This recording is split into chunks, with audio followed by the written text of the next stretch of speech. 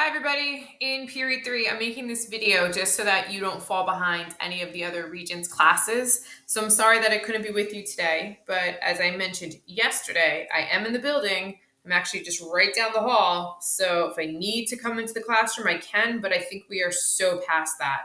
You guys will have plenty of work to keep you busy today. So when you come into the room, I am hoping that you grabbed your reader's notebook. If you haven't done so already, please go grab your reader's notebook. And we are going to continue here. So if you just need to pause the screen for a minute, please do that. Make sure that you have your notebook before you continue. And by the way, did you know that today's National Pepperoni Pizza Day? That is why we've got a whole pizza theme going here. So go ahead and go grab that notebook, and we are continuing. So, our objective, students will be able to prepare for our visit to the school library and write about the plot of a story. So first, I want to explain to you what's going on here with a visit, or actually visits, to the school library. And then we're going to return to some work that we started yesterday with the plot diagram, and we'll talk more about that a little bit later on. So you will have an opportunity to jump into that work in the second half of class. So, all right, here it is. Exciting news. We're going to the library tomorrow, which is Wednesday, and Thursday. Do not come to room 210. You are going to meet me straight at the library. All right. So just take all of your belongings straight to the library. Wednesday, you will meet the librarian, Mrs. Green. She will give you a little library orientation, explain to you things like how you get passes for the library, when it's open, how to check out books, things like that. You will also be taking a survey. I believe that will use Google Forms. And for that reason, she's asking that you bring your Chromebook with you on Wednesday. Thursday, you won't need to bring anything with you. Thursday, our goal is for every single student on Team 7 Blue to select and check out an independent reading book based on our current unit of study. So, as you guys know, right now we are in a narrative unit of study. That means that I'm expecting everybody on Team 7 Blue to leave the library on Thursday with a narrative, which is a fictional story for our purposes here in the beginning of the year. We are not going to do like a nonfiction, self-help book. We're not going to check out a biography. We're going to need a story. It's going to have to be a story. Perhaps it could be nonfiction, but if you have a nonfiction narrative, just be sure to run it by me when we're in the library on Thursday. I think most of you will tend to be in the fiction section, but it's possible that you could have nonfiction narrative. So I guess we shouldn't count that out. The important thing is to make sure that you are leaving with a narrative. Now, some of you are going to ask, but I already have an independent reading book. Do I need another one?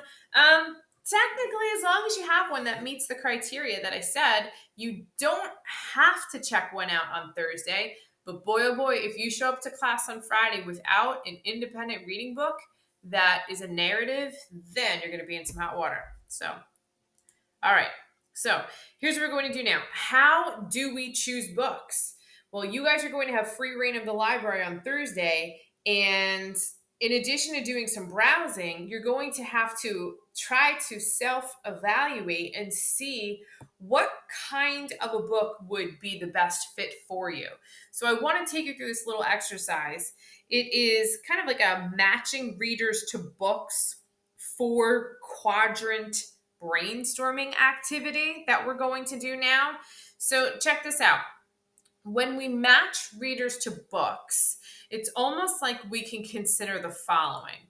We could consider how challenging is the book. So let's say with these 4 different boxes that we have on the screen here, let's say that if a book's really challenging, it's going to go over on this plus side of the screen. So somewhere over here will be our really challenging reads. And then over here where it's negative, in this area, books will not be very challenging. All right. That's one category. Then we can also categorize books by the interest level of the reader. So if you are highly interested in reading something, it's going to be up here somewhere in the top versus not being very interested, negative, right? I really don't want to read this. That'll be somewhere down here on the bottom. All right. So our first category is relaxed. Maybe it is really super interesting to you. It's a topic that you are very interested in, but it's not very challenging, not a high level of vocabulary. It's just a very chill read. So here's an example. It could be something like one of those no brainer, easy peasy like magazines, whatever you're interested in. If you're interested in like dirt bikes, you're interested in, I don't know, gossip magazines, whatever.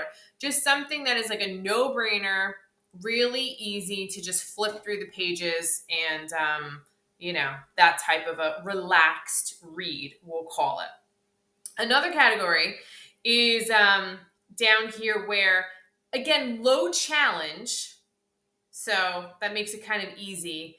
But now you're not really that interested in it either. So it's like terrible, right? Negative and negative. So an example would be any children's book. I had to pick for this one Pete the Cat, right? It's so simple. I love Pete the Cat though. But these books are really simple. Any of your favorite children's books, The Hungry Caterpillar. What is that? If you give a mouse a cookie. Dr. Seuss, right? Although Dr. Seuss is kind of fun because of all the rhyming. But still, these are not challenging and you're really not that interested. Like, you know how it's going to end usually. Another category that we have is frustration.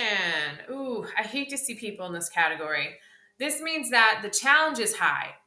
It's obviously a very challenging book, but the interest is low. So if something's really hard and you're not really interested in it, you're going to be frustrated. You're like, why am I reading this? It's so hard. Why? So here's an example. Any super high reading level book of a topic that you might not even care about all that much. If there's like a college level textbook and a course that you have zero interest in, maybe something like this one here, college chemistry, some of you might be like, "Ooh, I would love that challenge." But in seventh grade, probably not that many of you. I bet that it would lead to a high level of frustration. Lastly, we have a category up here, which is considered a stretch. It's challenging.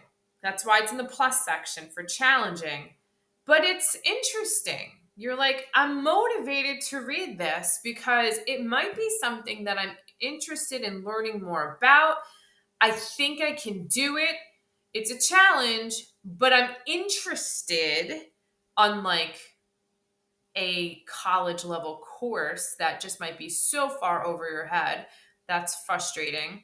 A stretch might be something like a junior high book that is like moderately challenging for you. So there are some unknown words in the book, but not too many where you become confused easily. So we're calling that a stretch. So the question that I have for you now is, where's the sweet spot? Where do you think that you should be looking for books when you're in the library? I would really deter you, meaning stay away from the children's books, right? Being bored. We don't want you to not be challenged at all and not read about something that you're interested in. I also don't think it's a great idea to have a high level of interest but low level of challenge, something that you could just read without thinking about it much at all, in the relaxed section. Do you really want to read something that is too challenging and you're not that interested and might lead to frustration? I don't think so. What about the stretch area? That could be the sweet spot. Maybe right in the middle, maybe on the line, maybe up here between relaxed and stretch. Maybe stretch is too much of a stretch. You want something that's kind of in between relaxed and stretch. Where's the sweet spot? I don't know. I'm not saying that there's a correct answer for this, but it's something that I want you to consider. And as we talk about books this year, and I will ask you at some point, why did you choose this book, or where do you see it falling on this chart?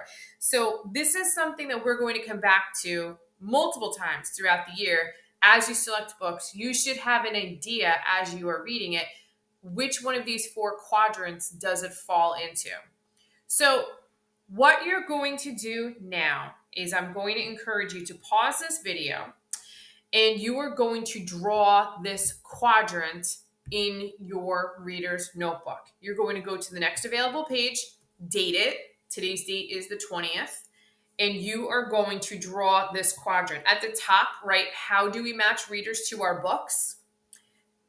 Set up a big quadrant with the 4 boxes here. Right at the top, challenge with the plus and the negative. On the side, interest with the plus and the negative. And then you can label these 4 sections: relaxed, stretch, bored, frustration. Then you are going to figure out your summer reading book. Where would it go? List it in one of these boxes.